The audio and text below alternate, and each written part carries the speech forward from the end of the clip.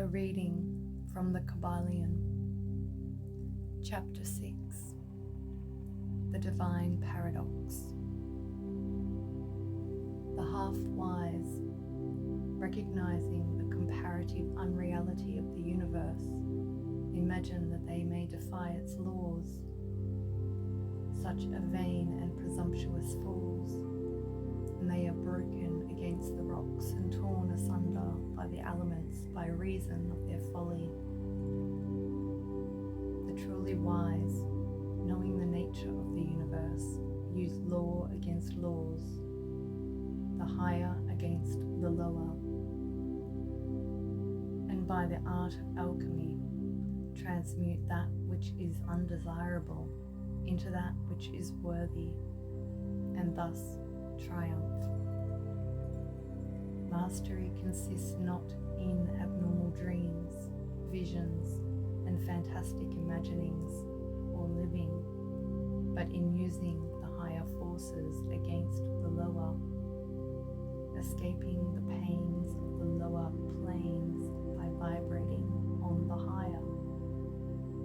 Transmutation, not presumptuous denial, is the weapon of the master, the Kybalion.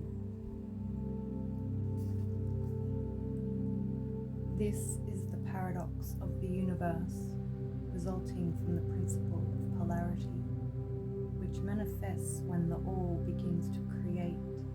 Hearken to it, for it points the difference between half wisdom and wisdom. While to the infinite all, the universe, its laws, its powers, its life, its phenomena, are as things witnessed in the state of meditation or dream. Yet to all that is finite, the universe must be treated as real, and life and action and thought must be based thereupon accordingly, although with an ever understanding of the higher truth, each according to its own plane and laws. Were the all to imagine that the universe were indeed reality, then woe to the universe, for there would be then no escape from lower to higher, divineward.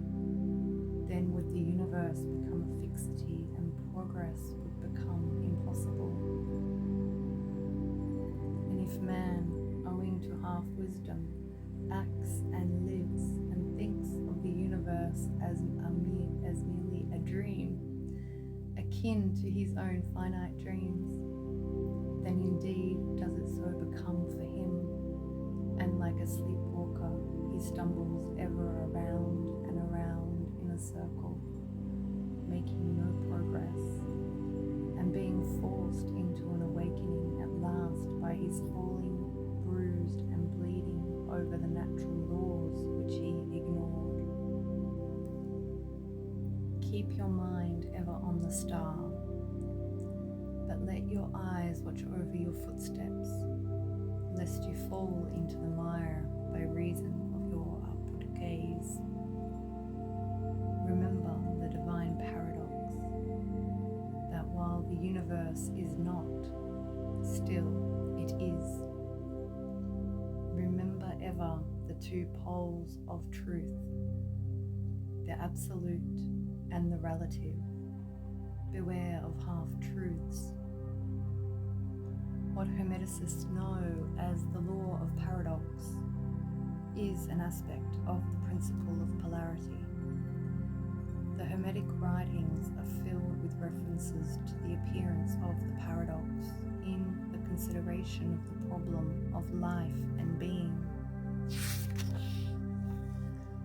The teachers are constantly warning their students against the error of omitting the other side of any question, and their warnings are particularly direct to the problems of the absolute and the relative, which perplex all students of philosophy, and which cause so many to think and act contrary to what is generally known as common sense.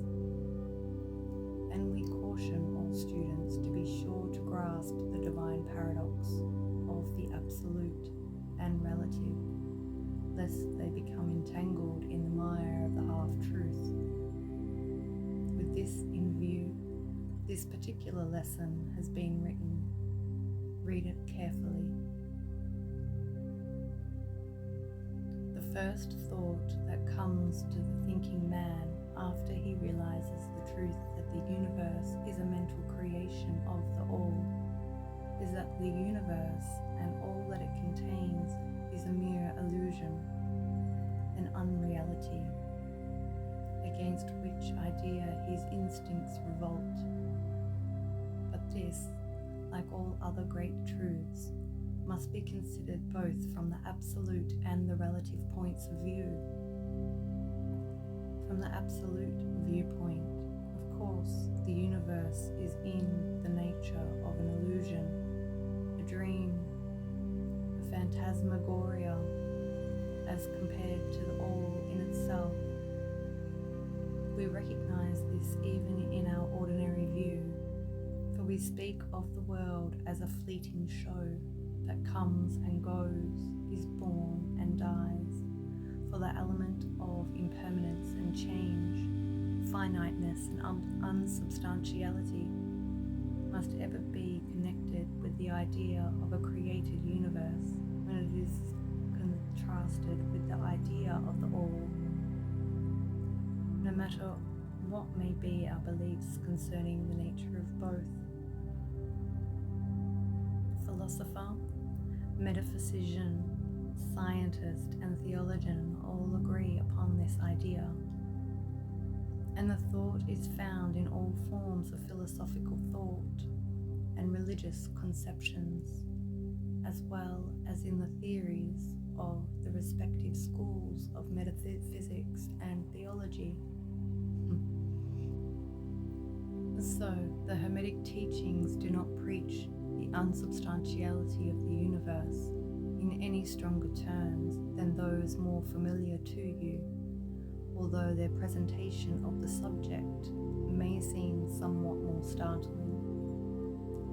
Anything that has a beginning and an ending must be, in a sense, unreal and untrue, and the universe comes under the rule in all schools of thought.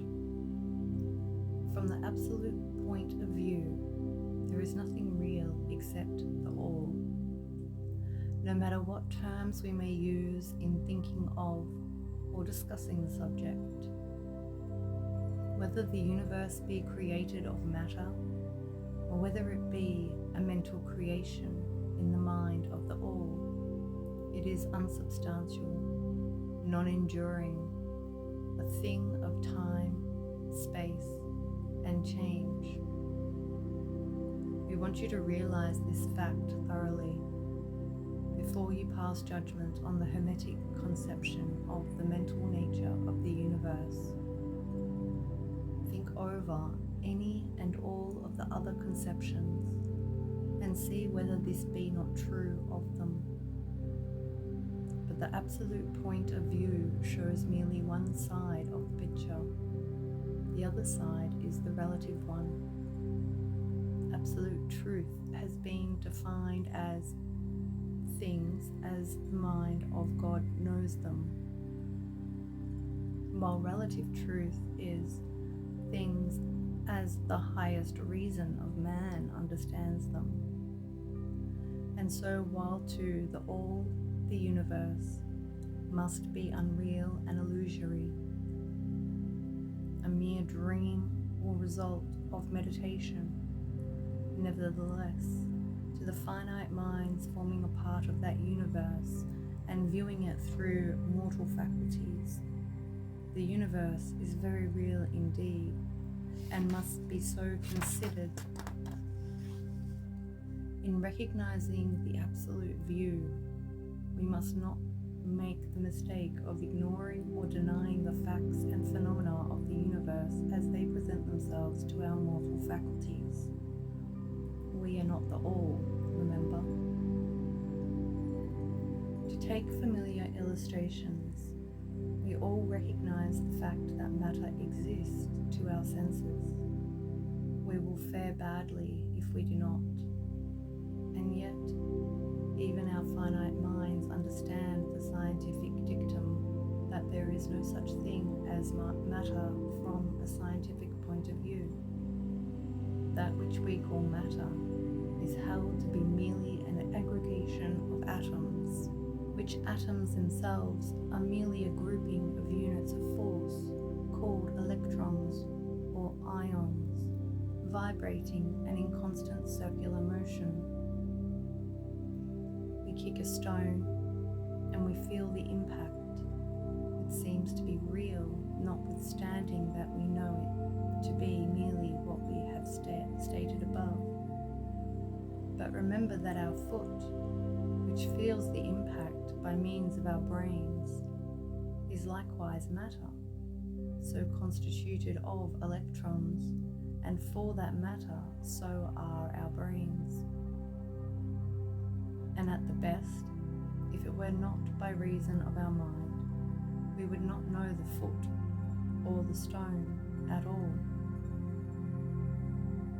Then again, the idea of the artist or sculptor, which he is endeavouring to reproduce in stone or on canvas, seems very real to him. So do the characters in the mind of the author or dramatist, which he seeks to express so that others may recognize them. And if this be true in the case of our finite minds, what must be the degree of reality in the mental images created in the mind of the infinite? Oh friends, to mortals, this universe of mentality is very real indeed. It is the only one we can ever know, though we rise from plane to plane, higher and higher into it. To know it otherwise, by actual experience, we must be the all itself. It is true that the higher we rise in the scale, the nearer to the mind of the Father we reach. The more apparent becomes the illusory nature of finite things, but not until the all finally withdraws us into itself does the vision actually vanish. So we need not dwell upon the feature of illusion. Rather let us, recognizing the real nature of the universe, seek to understand its mental laws and endeavor to use them to the best effect in our upward progress through life as we travel from plane to plane of being. The laws of the universe are none the less iron laws because of the mental nature. All, except the all, are bound by them. What is in the infinite mind of the all is real in a degree second only to that reality itself, which is vested in the nature of the all. So do not feel insecure or afraid. We are all held firmly in the infinite mind of the all, and there is naught to hurt us or for us to fear. There is no power outside of the all to affect us, so we may rest calm and secure. There is a world of comfort and security in this realization when once attained. Then, calm and peaceful, do we sleep, rocked in the cradle of the deep, resting safely on the bosom of the ocean of infinite mind, which is the all. In the all, indeed, do we live and move and have our being. Matter is none the less matter to us, while we dwell on the plane of matter, although we know it to be merely an aggregation of electrons or particles of force vibrating rapidly and gyrating around each other in the formations of atoms, the atoms in turn vibrating and gyrating, forming molecules, which later in turn form larger masses of matter. Nor does matter become less matter when we follow the inquiry still further and learn from the Hermetic teachings that the force of which the electrons are but units is merely a manifestation of the mind of the all, and like all else in the universe is purely mental in its nature. While on the plane of matter, we must recognize its phenomena. We may control matter, as all masters of higher or lesser degree do, but we do so by applying the higher forces. We commit a folly when we attempt to deny the existence of matter in the relative aspect. We may deny its mastery over us, and rightly so, but we should not attempt to ignore it in its relative aspect, at least so long as we dwell upon its plane.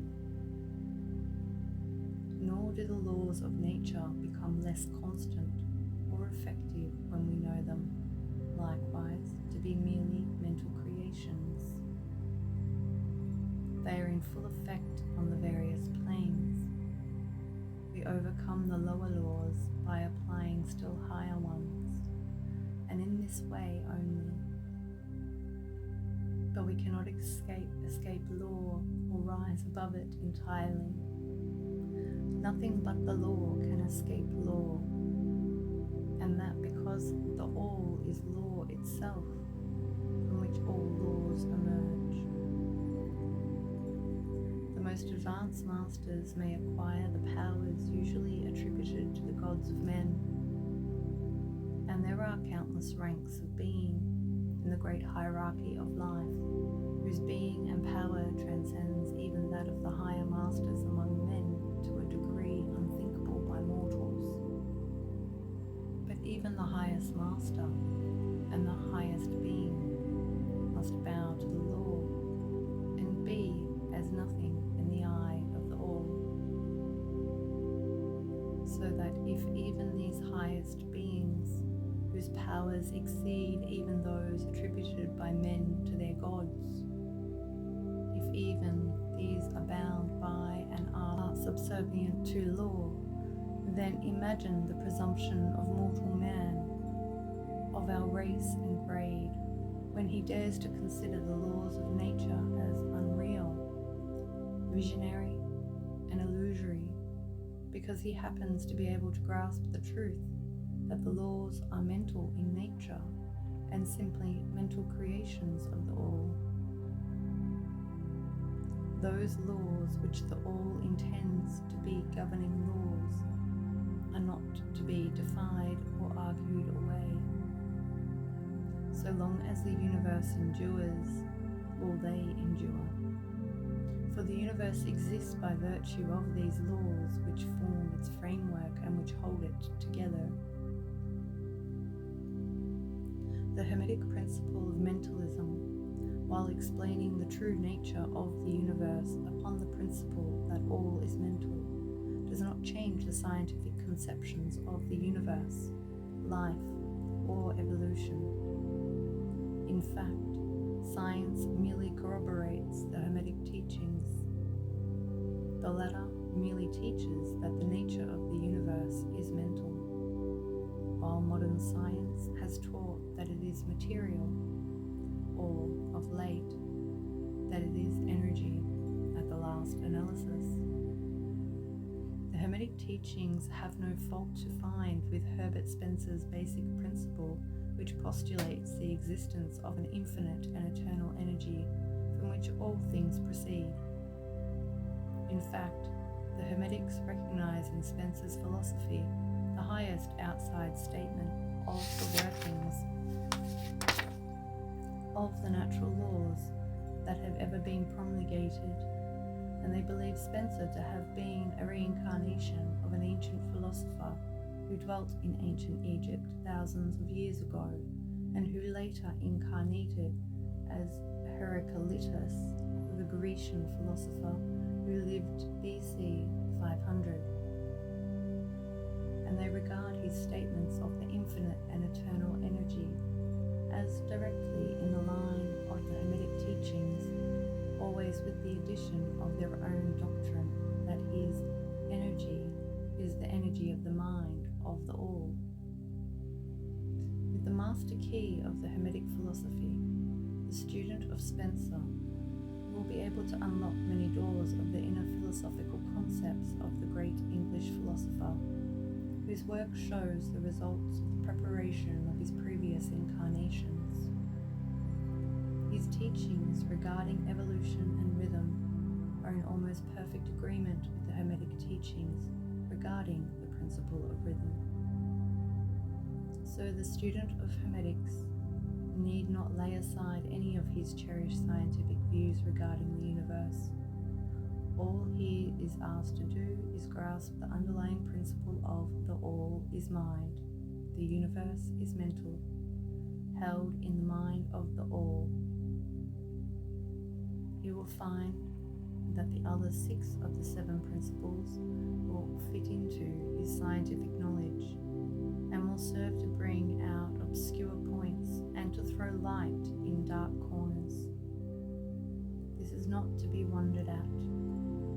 When we realize the influence of the Hermetic thought on the early philosophers of Greece, upon whose foundation of thought the theories of modern science largely rest, the acceptance of the first Hermetic principle, mentalism, is the only great point of difference between modern science and Hermetic students. And science is gradually moving toward the Hermetic position in its groping in the dark for a way out of the labyrinth into which it has wandered in its search for reality. The purpose of this lesson is to impress upon the minds of our students the fact that, to all intents and purposes, the universe and its laws and its phenomena are just as real, so far as man is concerned, as they would be under the hypothesis of materialism or energism. Under any hypothesis, the universe in its outer aspect is changing, ever-flowing, and transitory, and therefore devoid of substantiality and reality. But note the other pole of the truth. Under any of the same hypotheses, we are compelled to act and live as if the fleeting things were real and substantial, with this difference always between the various hypotheses that under the old views mental power was ignored as a natural force, while under mentalism it becomes the greatest natural force. And this one difference revolutionizes life to those who understand the principle and its resulting laws and practice. So finally, students all grasp the advantage of mentalism and learn to know, use and apply the laws resulting therefrom, but do not yield to the temptation which, as the Kybalion states, overcomes the half-wise and which causes them to be hypnotized by the apparent unreality of things, the consequence being that they wander around like dream people, dwelling in a world of dreams, ignoring the practical work and life of man. The end being that they are broken against the rocks and torn asunder by the elements by reason of their folly. Rather follow the example of the wise, which the same authority states. Use law against laws, the higher against the lower, and by the art of alchemy, transmute that which is undesirable into that which is worthy, and thus triumph. Following the authority, let us avoid the half-wisdom, which is folly, which ignores the truth that mastery consists not in abnormal dreams, visions, and fantastic imaginings or living, but in using the higher forces against the lower, escaping the pains of the lower planes by vibrating on the higher. Remember always, student, that transmutation, not presumptuous denial, is the weapon of the master.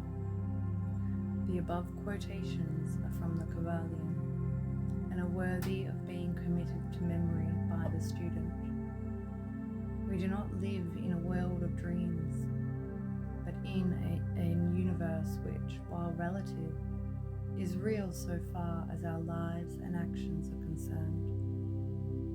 Our business in the universe is not to deny its existence, but to live, using the laws to rise from lower to higher, living on, doing the best we can under the circumstances arising each day, and living so far as is possible to our highest idea and ideals. The true meaning of life is not known to men on this plane, if indeed to any, but the highest authorities and our own intuitions teach us that we will make no mistake in living up to the best that is in us, so far as is possible, and realizing the universal tendency in the same direction in spite of apparent evidences to the contrary. We are all on the path. The road leads upward ever, with frequent resting places. Read the message of the Kybalion and follow the example of the wise, avoiding the mistake of the half-wise, who perishes by reason of their folly.